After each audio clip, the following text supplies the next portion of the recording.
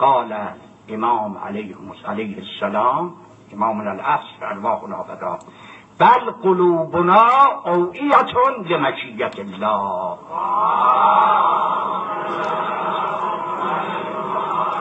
یعنی مشیة الله یدخل فی قلوبهم سلام الله علیهم اجمعین و یخرج به صورت الخلق فی الارض.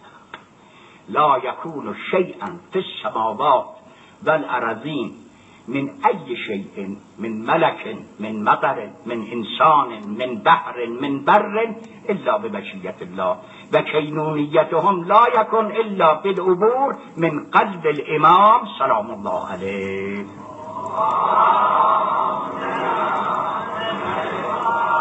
و واقعا هذا اجمال من التفسیر، قطرة من البحر اللي قدمت الیکم، و انشاءالله التفسیر فی مقامه و مکانه و انتم الاذکیاء، انتم تلاميذ مکتب الاوحد روحی فدا.